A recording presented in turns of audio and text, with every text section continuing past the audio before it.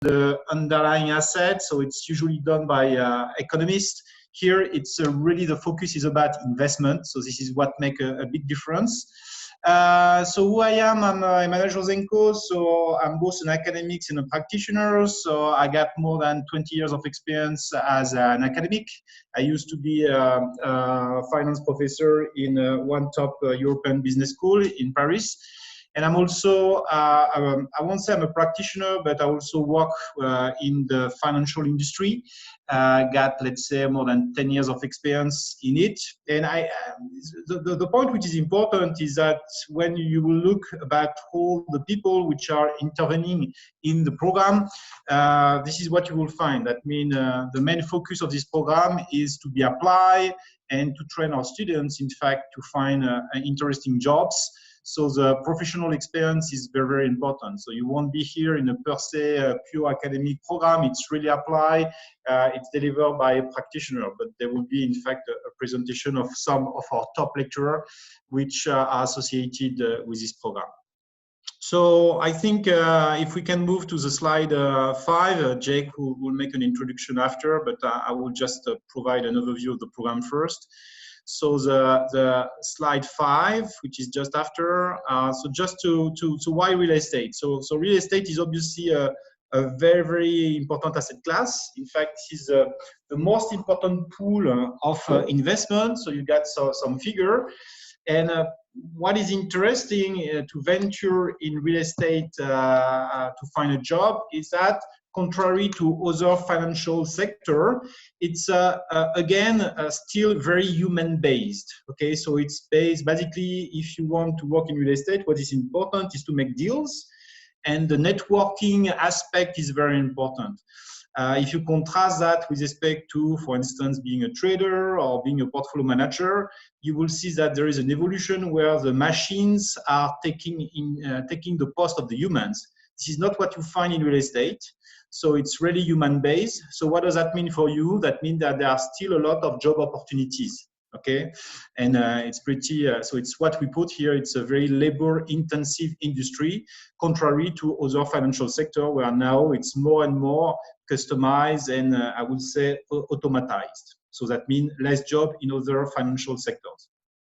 So now if we go to the slide 6, which kind of provide an overview. So the next slide, please. Thank you. So yeah, so what is the purpose of this program? As I was saying, the purpose is really to focus on working as an analyst, either on the broker arm, to work as an advisor. To make deals. Okay, so you will have your clients that will either want to buy or to sell some real estate asset, and the point is that we train our students to be the practitioners to be able, in fact, to advise well their clients to make those real estate investment decisions. So be able effectively to understand the toolkit of the real estate analyst. And be able to pitch, in fact, a real estate acquisition to investors. So understanding, in fact, so what we are providing here, it's not rocket science, right? That means it's something which is doable for anybody with basically got a Bachelor of Business graduate program. What is important is the motivation. So if you're motivated, if you're interested in this industry, what we will provide I think, the right connection with the right people, and also we will provide the jargon. That means understanding, in fact, the terminology which is used in this industry. Okay, but it's really not rocket science. You don't need to be a crack in mathematics or statistics to be able to attend this program. What you need to have is you need to have the interest of the real estate class, and you need to want to make deals, obviously, for your clients. So if we now are looking to the next slide, we have the structure of the program. So we have different programs at Glion. We have now 4 MSc programs that go from luxury, entrepreneurship, international hospitality business to this program, real estate, which is, as you know, based actually in London. Why London? Because this is a hub the European hub of real estate. If you want to make transactions, you need to be in London. You don't need to be in Munich or in Paris. This is the biggest real estate place is London for Europe. First one will be New York, then you will have, let's say, Hong Kong, Singapore, and then the third one will be London. So if you're looking the way the academic program is structured, it's 1 year and a half. So the first year is on-site. You have academic courses. So it's structured around 3 modules that we'll present after. So you have 2 semesters of academic studies. You have 2 field trips. So in fact, the first field trip was in Amsterdam. We already have done that. The second field trip is planned to be in Dubai, but we have some coronavirus I will say perturbation there, disruption. And then once the first year is academic study is passed, you will finish with an internship and a business research report that need to be completed. At the end, you will have your MBC program. So if you are looking to the next slide, then we have, in fact, we will go more in depth with respect to the way we have designed the program.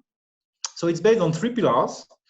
So the first pillar is we are focusing on the hotel sector, but we use hotel as a case study because the objective of this program is effectively you can work in a hospitality real estate department, very specialized.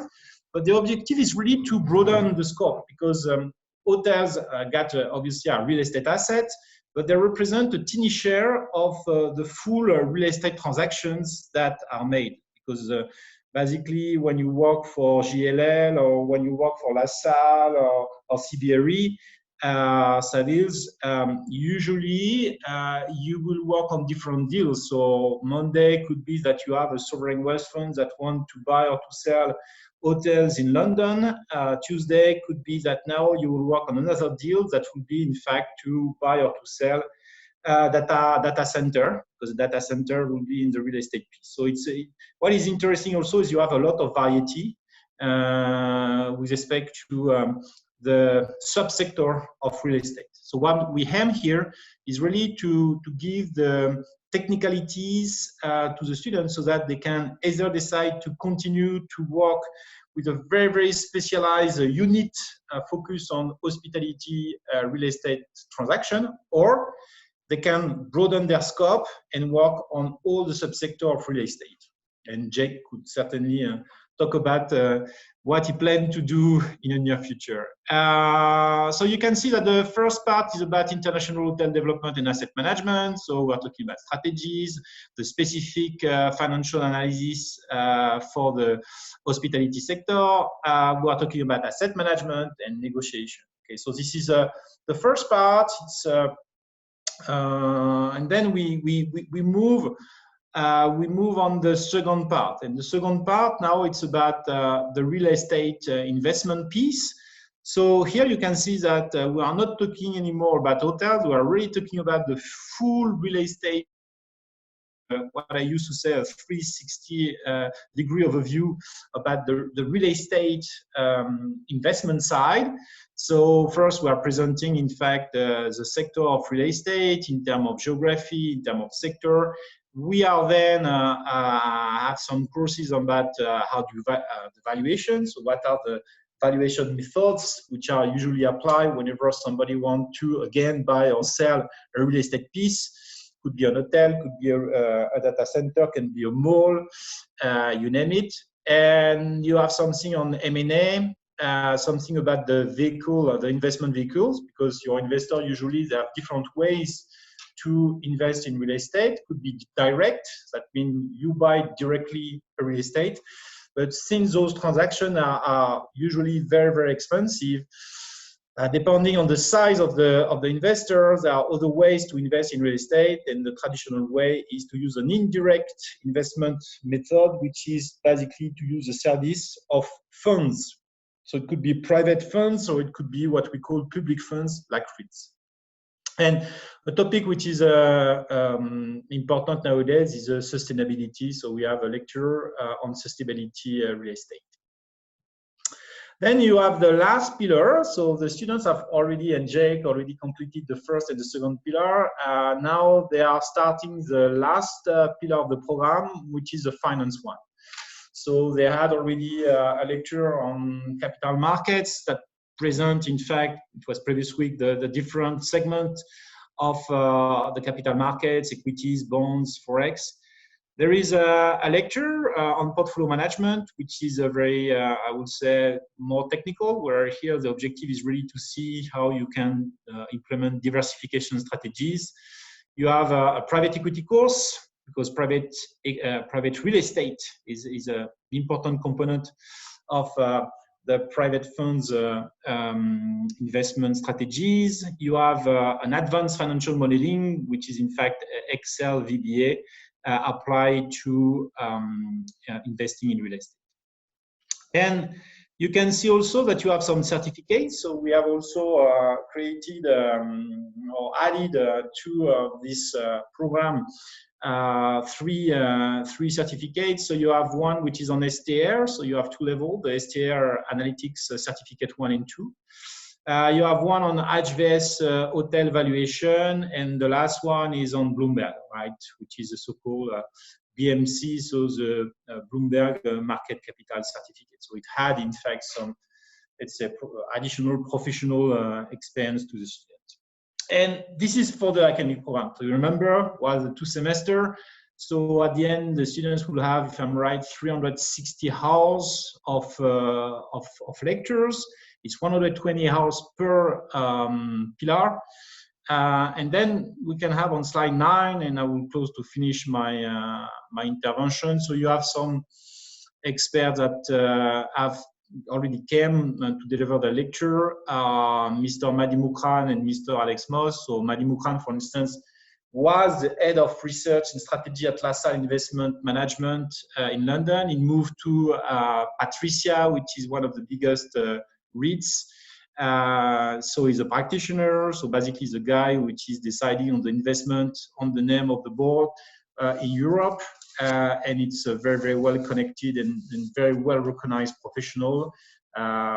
It's the real estate profession is, you know, it's a small network. That means everybody knows each other, and Madi is really somebody which is pretty central in Europe.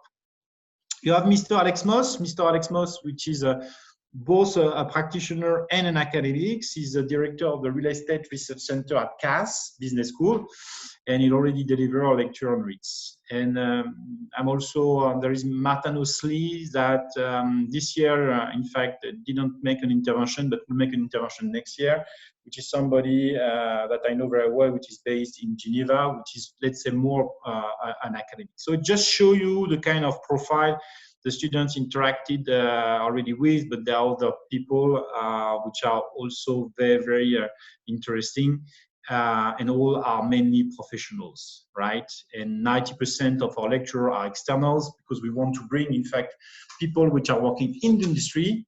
So this is a good way for our students to be exposed to the industry. It's I would say that the class is not only in the lecture room, it's also after, and it's a possibility for the students, in fact, to keep some link with those people and to be connected with the industry, what is going on.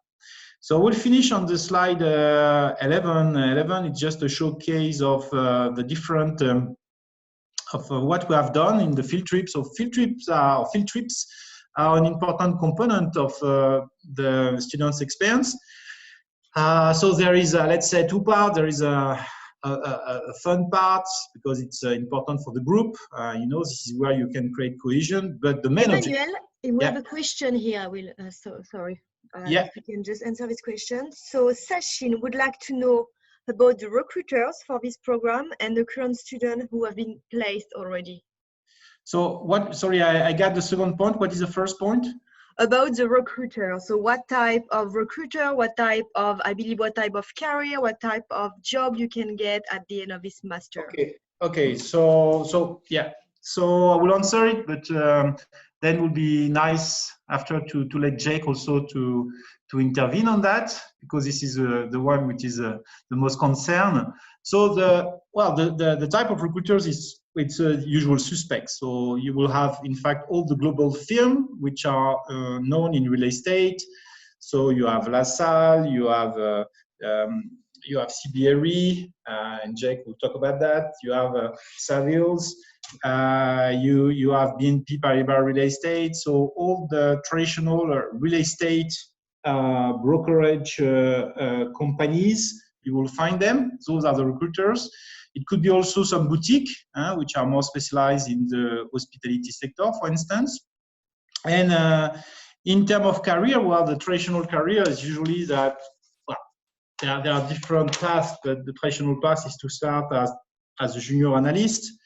So you will start in one of those big companies, and then you will move as a VP, and then we hope that you will be successful, so you will end up as a director of the real estate arm. And then you could, if you're so successful, what you will do is you will create your own business, okay? This is one path, okay? So you can do that either on brokerage company or consulting company too, or auditors, because the well-known KPMG and others, they got, in fact, a real estate consultancy arm. You have also another path, which is to work for funds. So you could be a real estate portfolio manager. You could decide to work for Blackstone if you're interested in investment. So those are the different possibilities. So if I want to sum up, you will work as a real estate analyst in a bigger brokerage real estate company, as a consultant in a consulting company dedicated on real estate, or you will be a fund manager. And with respect to the one that already got an internship or got a position, well, I think that perhaps Jake would be the good one to start with. This is why I will perhaps finish on my side just to present the Amsterdam field trip. So if you're looking at Amsterdam field trip, so you can see, as I was saying, so one important component is a social component, but the main one is really, it's a professional right. So the objective is really... Sorry, Emmanuel, for interrupting you again. So some more question here for you. So how is placement guaranteed at entry level as part of the internship placement? Okay, so first, we don't guarantee internship placement. So this won't be, no school are guaranteeing that. We provide, in fact, a lot of connections, but this is obviously, I'd say, I will say it's a 50-50. That means we provide the tools, we provide the connection, but then the students need, obviously, to be proactive. So we have a lot of support activities which are there. So you have basically the lecturer which are coming because they all come from industry. So they provide connections, they provide update of what is going on in the industry. We already at the start of the program have a headhunter which is doing an overview about what is going on the specific real estate marketplace. We also have planned to organize dedicated career days. Here, due to the coronavirus, what we will do is we will, in fact, invite companies on a weekly basis. And we have, for instance, the business field trips. And the business field trips are a good opportunity for the students, in fact, to apply what they learn, to be in corporates, to visit corporations, and perhaps to find jobs. So if you see what we have done during this Amsterdam field trip, that was in December. So there were different corporate visits. The most interesting, one of the most interesting was the CBRE Global Investors.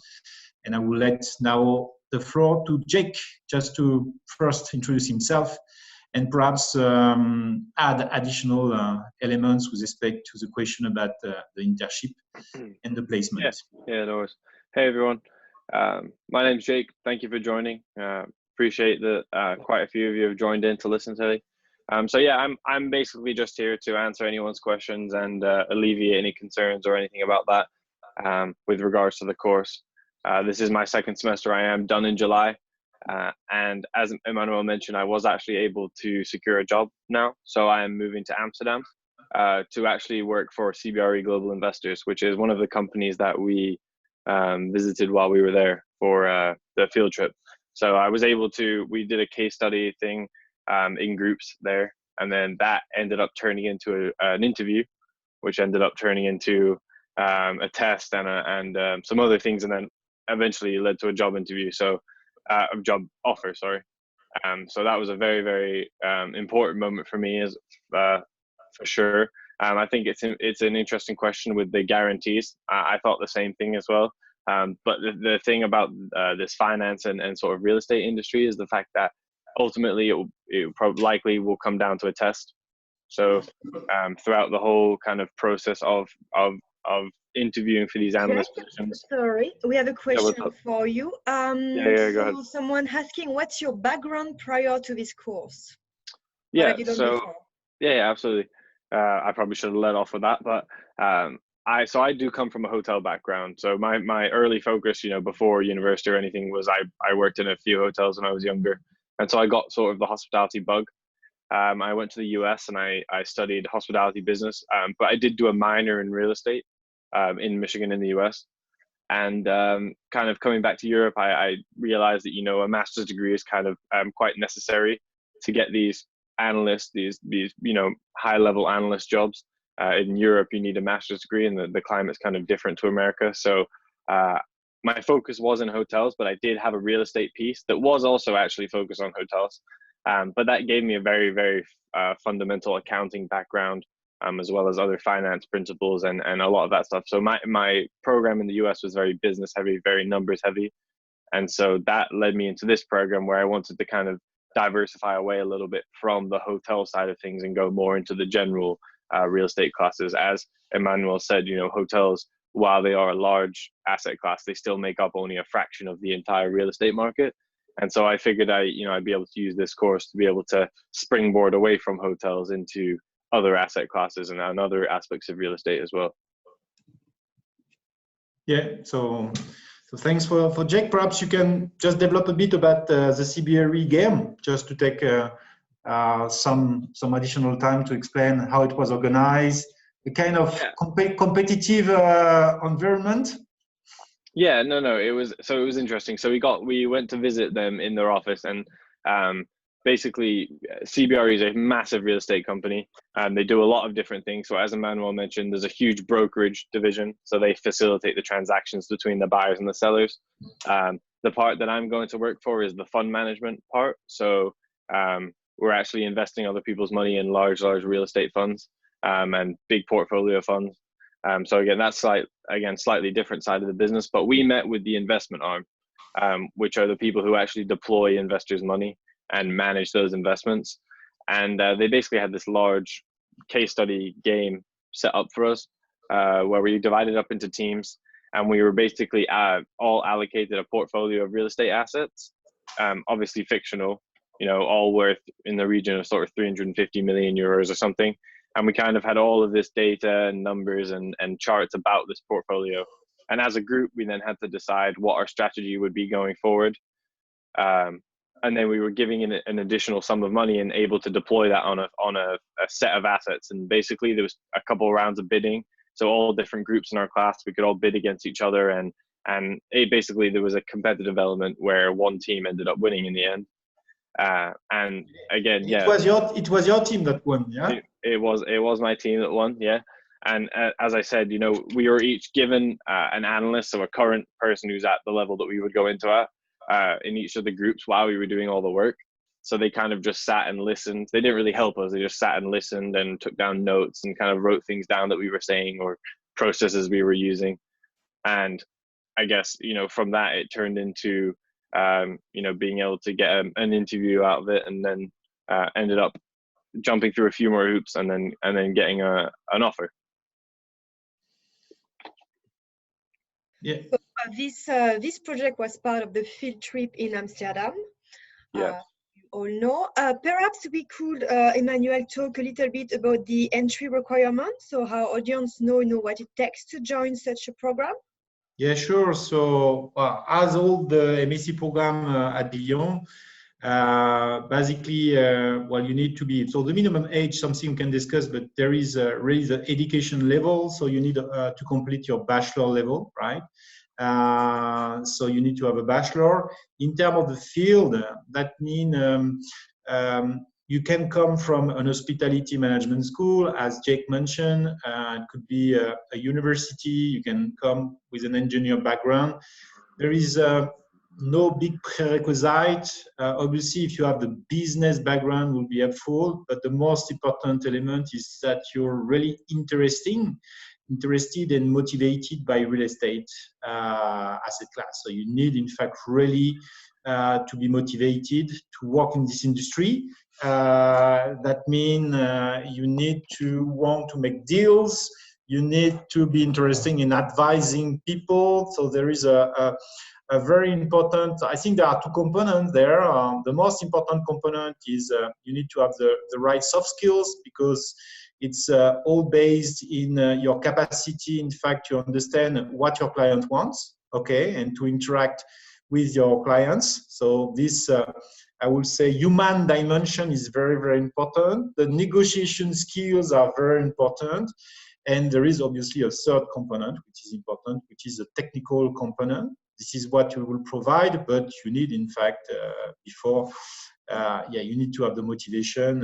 You need to be ready to do finance. I mean, it's a finance program with a specialization on real estate. So you need to to be able to compute a return and to be interested in making deals. So there is another question for you, Emmanuel. So are there any course exemptions? Oula, let me read this again. For courses we have already done as part of another program. So I believe, are there any exemption, any particular? Okay, I think I understand the question, Sachin. If I'm not asking this properly, please just write this again. So if the student has already studied another master before, is there any transfer of credit or any particular subject that they can be exempt from? So there are some transferable credit, but it's very, very limited. To my recollection, might be 3 maximum. So it means it might be 1 course that you can transfer, and that's it. So it's a very, very limited. Thank you, Emmanuel. So if you have any other question, please do ask on the chat box. It should be at the top or at the bottom. Ask all of the questions you might have for Jake or for Emmanuel. Yeah, and if I may, I just want to reinforce the message. I mean, first, it's a really applied program, so it's important that everybody understand that. You might ask why, how. You must ask the question of why an hospitality management school is doing and is offering such program. And when you think about, well, there are different elements that make us a very good competitor with respect to the marketplace. The first is because an hotel is a real estate, right? So something that we have done since the 60s. So we know pretty well, in fact, this real estate component. This is something which is with respect to our DNA. The second is that when you're looking to the evolution of different businesses, and real estate is already impacted by what we call a new business model. Everybody heard about WeWork for good reason or bad reasons, but there is this concept now that we talk about real estate as a service. So real estate is experiencing a big disruption, whereas other industries, now, what is most important is the experience and the client relationship that you offer. So you cannot longer work when basically you just have your tenant, which is paying a rent to your landowner. Now you have to take into account also the client experience. And obviously this is also a component that we are very well placed to understand. So just to summarize, real estate, we know that because an hotel is a real estate. And the new evolution with respect to the consumer's taste, this is something that we are very well placed to deal with. So as an analyst, if I have the technical toolbox plus I have this understanding of the new business model and the importance of the clients, well, this is a pretty interesting value proposition. I have a question for Jake here. Jake, could you please talk about your lifestyle on campus? So you're living on the campus, right, in London? Yeah, absolutely. So I live in the accommodation that's provided here in London. I figured that if I'm going to, you know, my master's course 5 times a week, you know, it makes more sense to live right by the class, by the course, which for me, you know, it's a 30-second walk from my front door to class. So, you know, no excuses for being late, stuff like that. It's very easy. I think also something to note about the course that's quite interesting is that the way that the teaching works is done on a block teaching system. So, you know, it's not traditional course where, you know, you would start an accounting course on a Monday and you know, do a different finance course on a Tuesday, and every Monday and every Tuesday of the week for the rest of the year, you do the same thing. The course here is much different, where you know, we have a real world practitioner come in for maybe, let's say, a week, and you do, you know, it's very full on for that whole week. And then you do a project and a wrap up of that subject, and then you move on. And so, you know, generally, I think a lot of the due dates line up to where you can have good weekend time free. So that definitely helps with the lifestyle a lot. And being in London, you know, it's a very nice city to go out in on the weekends, and as long as the weather's nice. And so the lifestyle is good. I think it takes an adjustment to go from a regular course to this, but I think it's much more like the working environment. It's much more realistic. You know, projects on a shorter turnaround rather than sort of having the whole semester to think about it. So yeah, overall, I think the lifestyle is very, you know, very good. Very relaxing, and London's a lovely place for sure. Emmanuel, another question regarding the application process. So is there an interview for any applicant? And if yes, what does the interview look like? Yes, so the interview will be conducted with myself, and basically what we want to know, so it's a 30 minutes interview. What we want to understand is basically what are your motivations, so why do you want to join this program?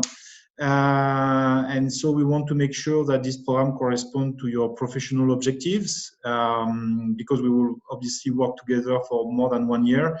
And we want to make sure that this program will help you, in fact, to achieve your professional goals. So what we want to see is that you have an understanding about the program, so how the program is structured. So basically the slide I've presented. We want to just a bit test your appetite for real estate. So what do you know about real estate? What are for you the big players?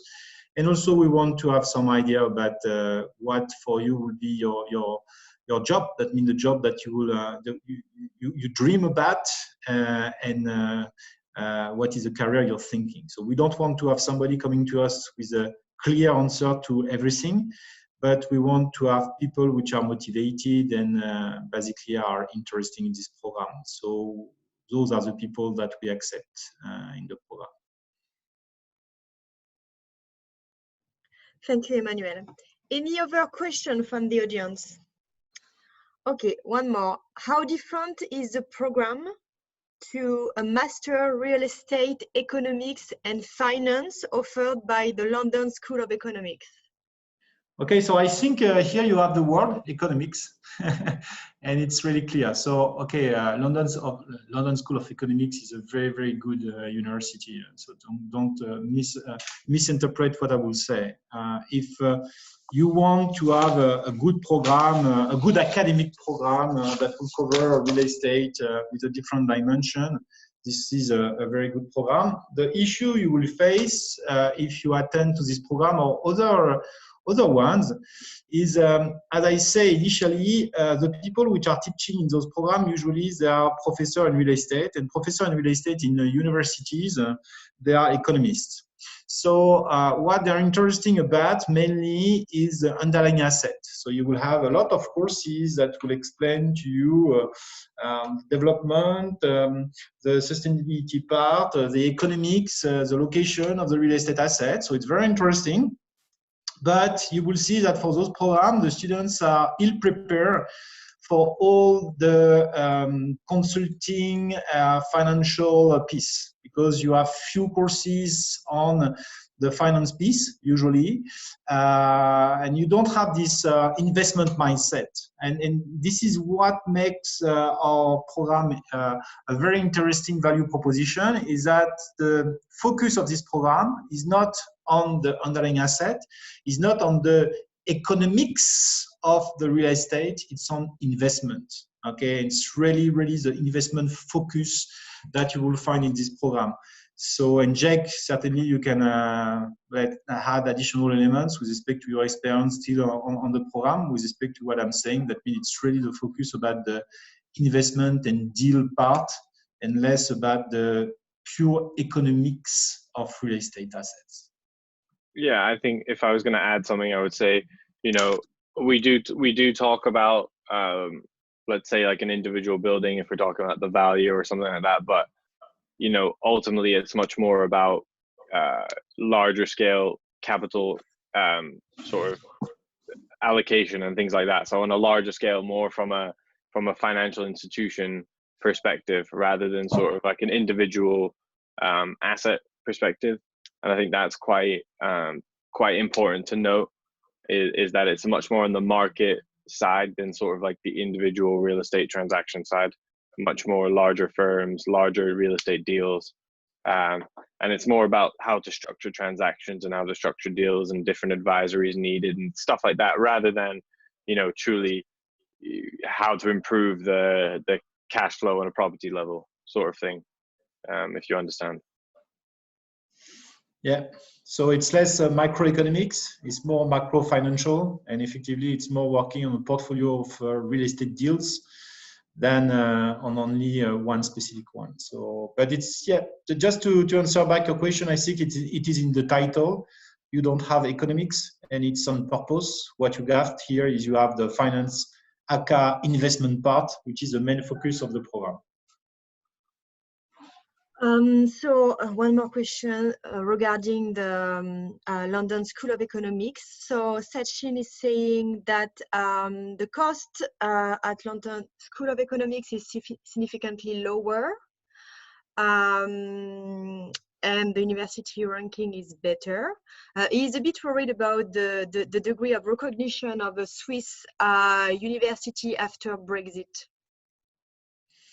But in terms of reputation, that means we have a good reputation, but obviously we don't have the same reputation as the London School of Economics, because we are not competing in the same market, and our objectives are really different.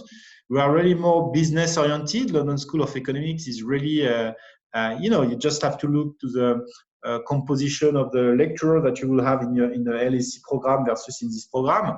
In the LSE will be mainly internal faculty, which are academics, and where their social, let's say, their main objective in the institution is to produce research, and it will be fundamental research.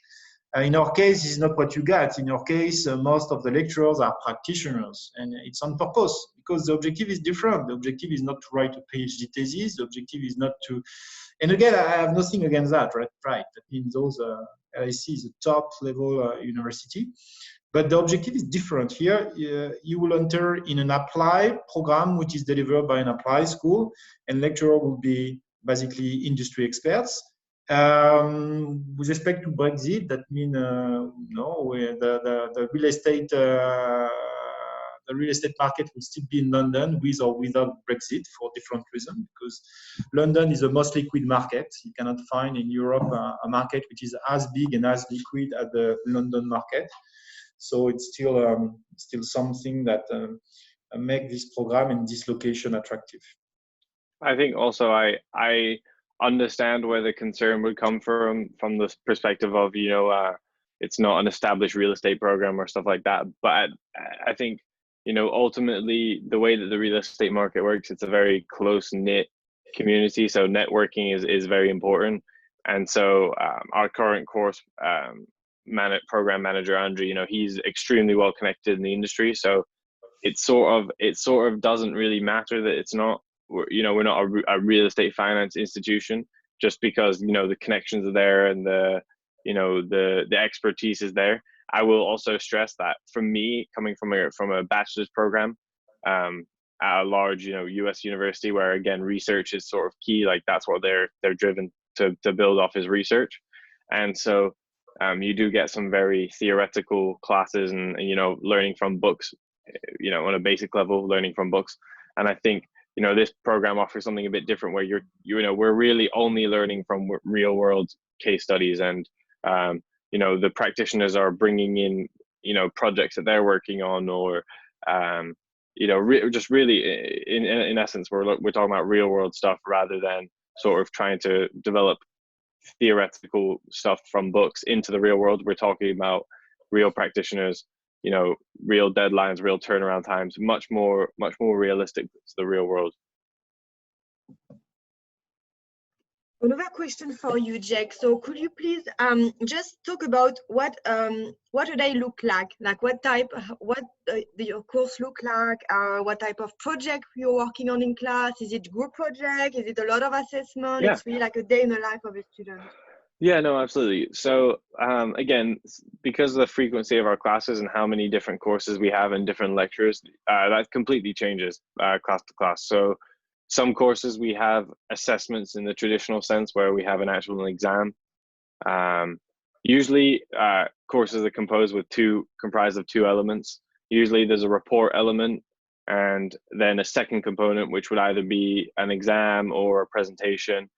Whether those are group dependent or individual reports, that depends on the class and the status of what the teacher thinks is best for the class. That can completely depend, but I would say there's a solid mix of both, some group work, some individual work. I would say usually there's something individual and something group in each course. So it's a good spread. It's a good spread of that. I think, you know, again, depending on the teacher, classes will go usually 9 a.m. till 12. We'll have lunch 12 to 1, and then, you know, 1 till 4, 1 till 5, depending on how long the lecture is there for. That all depends. But again, you know, it's easy, and, you know, student life around here is not too shabby at all. We're by a big UK university, so all the amenities are there. So, you know, the day in the life is good. I think it's important, the mindset that Emmanuel mentioned, you know, you have to be ready to work. I wouldn't say it's a cakewalk. You know, there are definitely some complicated subjects, and I think as the course progresses, it gets more and more complicated just by the nature of, you know, moving closer and closer towards the finance component. So again, you know, you have to be prepared to work and ready to work. But I think, you know, if you're ready, then you will have no issues. Yeah, ready and motivated. I think this is very important, to have this motivation, to have this drive. I will add to Jake that also anybody need to be aware that the delivery is block teaching. So that means that usually 1 week is one course. So for different reasons, because first we have industry experts, so their time is a bit limited, and also because it gives the possibility for the students just to focus on only one subject, and then they pass it, and then they move to the other subject. So there are pros and cons with respect to that, but then we put the students also more in a, let's say, professional environment where you need, in fact, you need to be able to focus, and you need to be able, in fact, to pass right away different elements. So it's a block teaching, might be challenging for some, but I think this is a good experience too for students. It's a good way to prepare them for the professional life. How many hours of lecture per week? So it's 15 hours of lecture in terms of the program, and then you have all the homework to deliver. But in terms of physical lecture, it's 15 hours per week.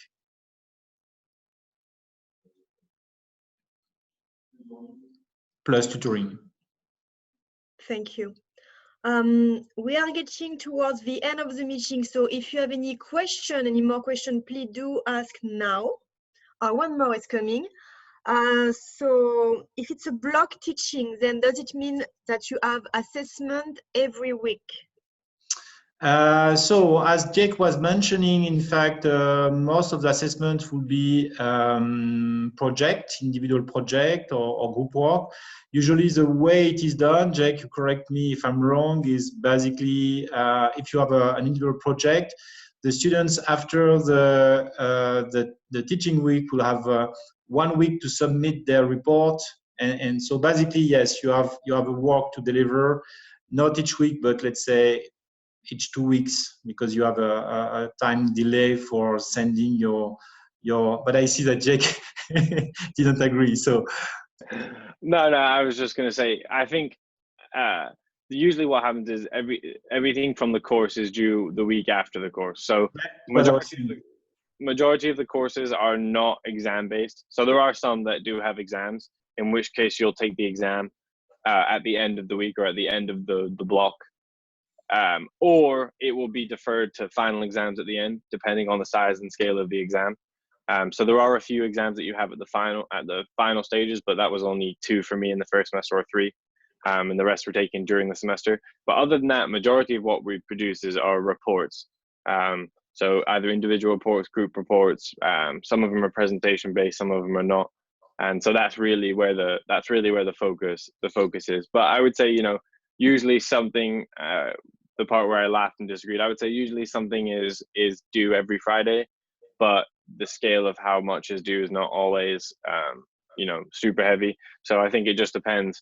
But I mean, I personally like it, and I think a lot of people in the class do like it, is that you turn it in on Friday, and then you're sort of free till that next Monday when your next course starts again.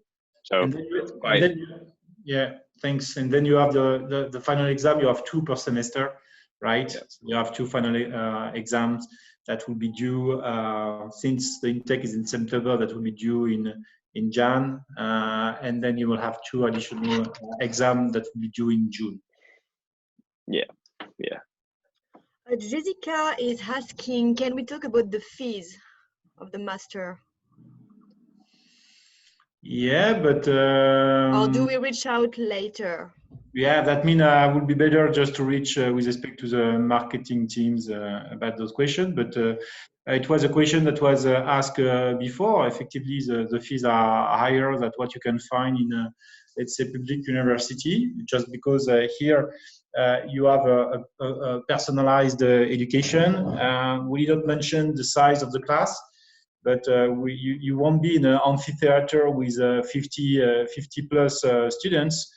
It's let's say class that will be maximum 25, and this is something which is applied to all the program at Glion, even for program that get a bigger cohort. If, for instance, we get 50 students for one program, in fact, the position of the school will be to split the classes in 2 of 25, because we care about a lot about this personalized link with the students. So this is a big differentiator that can explain, for one part, the difference in terms of the fees if you compare to London School of Economics or other public universities. And also, it's a function about the experts we are bringing in the room, which are industry experts. Thank you, Emmanuel. So for everyone in this meeting who would like to know more about the fees, so if you're already in touch with a counselor, please do ask your counselor. If you're not yet, you can find more information on our website, www.glion.edu. There is a tab which is called tuition fees, where you will find all of our fees, and you are more than welcome to click on contact us and ask all of your questions, and someone will be in touch shortly. So 5 more minutes to go. Do you have any other question for Emmanuel and Jack?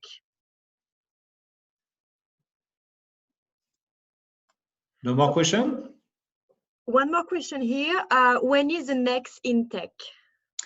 Thanks for that. The next intake will be in September. That means this is a plan, okay, but obviously when you're looking to the actual situation with coronavirus, there is a bit of uncertainty all over the world, but what we plan is to have an intake that will be in September, as we have. So basically, you have only one intake per year. That means let's start with that. We have other program where you get 2 intakes per year. For the real estate, we have only 1 intake per year. Why?